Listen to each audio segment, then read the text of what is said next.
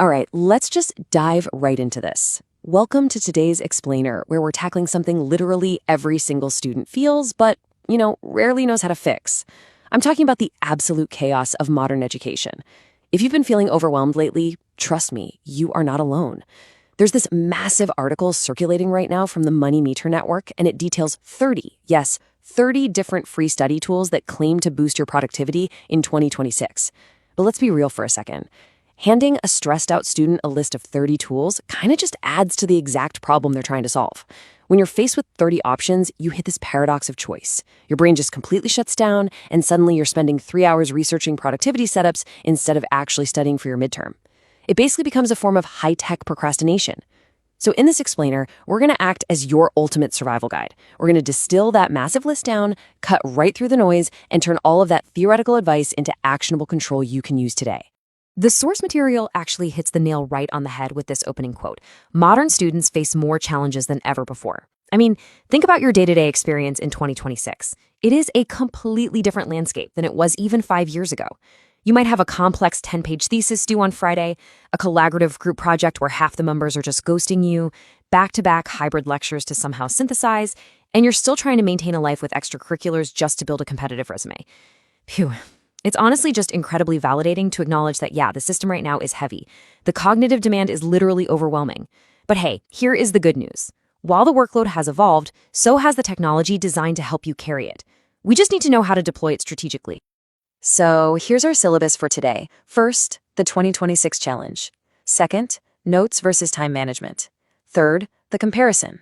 Fourth, our quick start guide. Fifth, the mechanics of focus. And finally, we'll wrap up with the final question. Kicking things off with Section 1, the 2026 challenge. Let's really build our understanding of the problem and the root of student burnout.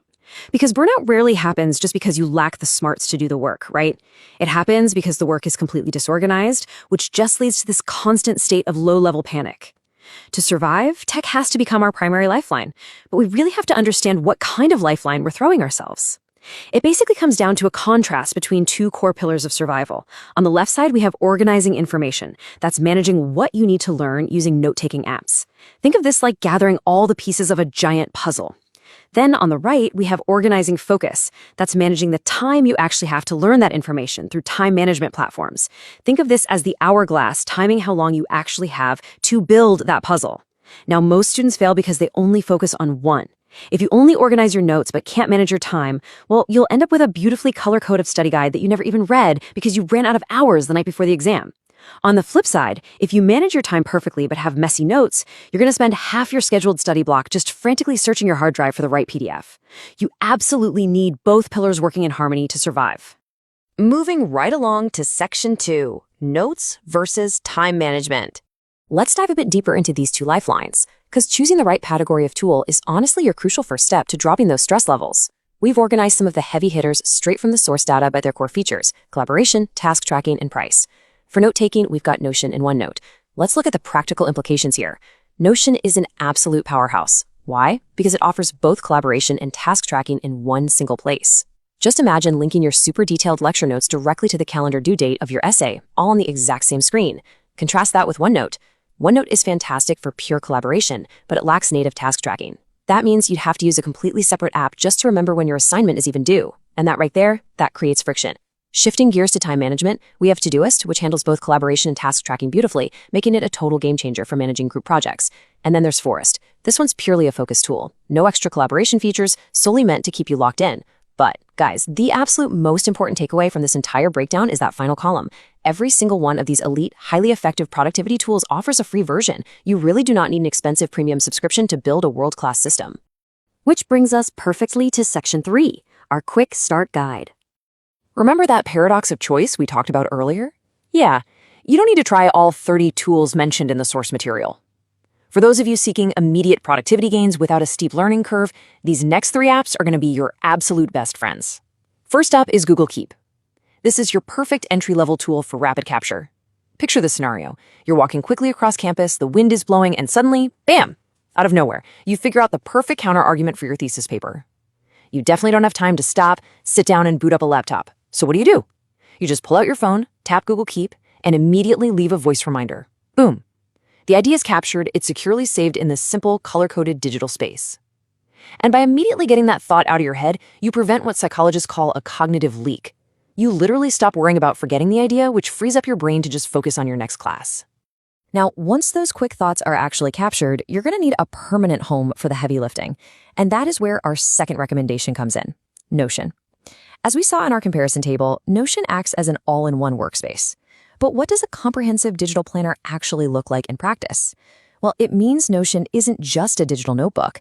It's basically a relational database for their brain. You can build a system where your course syllabus, your reading list, your essay drafts, and your final deadlines are all totally interconnected. By centralizing the whole shebang, you drastically reduce your cognitive load. Your brain no longer has to burn precious energy trying to remember where a file is or when an assignment is due. The system remembers it for you. This lets you dedicate 100% of your mental energy to actually understanding the material. Trust me, the organizational payoff here is just astronomical.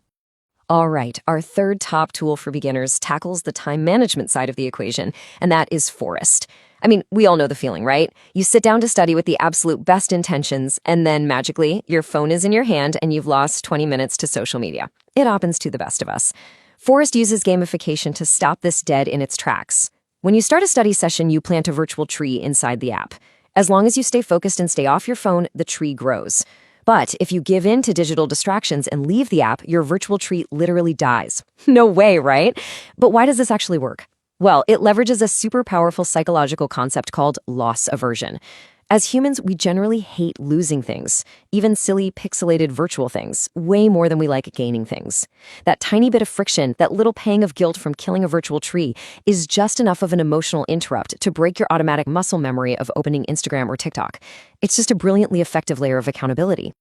Okay, let's move into section 4, the mechanics of focus. Let's be completely honest with each other for a second here. Downloading a cool app where a digital tree grows is completely useless if you don't have the actual habits and discipline required to sustain it. Software cannot read the textbook for you. The source text heavily emphasizes that tools alone cannot guarantee success. You absolutely need a system to run them. And the secret engine that powers tools like Forest or PomoFocus, that's the Pomodoro technique. Basically, it's a time management method that divides your study sessions into structured, focused intervals. And it works so incredibly well because it aligns perfectly with our cognitive limits. Human brains are simply not neurobiologically built for 3-hour marathon study sessions. Our attention degrades rapidly over time. So the Pomodoro technique works with your biology, essentially turning your study session into a series of highly focused sprints, followed by necessary recovery periods. The real beauty of this technique is just its absolute simplicity. Step 1. You study deeply with 0 distractions for exactly 25 minutes. Step 2, you take a mandatory 5-minute break. But wait, here is the actionable insight that most students completely miss. What you actually do in those 5 minutes dictates the success of your next sprint. Do not open your phone. Do not scroll social media. Doom scrolling is still high dopamine cognitive work, and it does not allow your brain to genuinely rest. Instead, you need to physically stand up, stretch, look out a window, or go grab a glass of water. You have to let your prefrontal cortex genuinely detach and reset, so it's fully recharged and ready for that next 25-minute block. So why does all of this really matter? Let's bring this full circle and connect it back to those pain points we discussed at the very beginning. Remember that overwhelmed 2026 student juggling a thesis, group projects, and back-to-back lectures?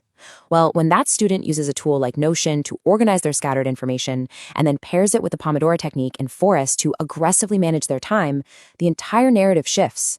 Better organization and improved time management directly lead to faster learning. Because you're learning efficiently and you know exactly what needs to be done, that heavy, suffocating stress we talked about earlier, it actually begins to vanish. And all of those factors combined inevitably result in significantly higher academic performance. Honestly, mastering these tools transforms you from someone who's drowning in the modern education system into someone who is completely in control of it.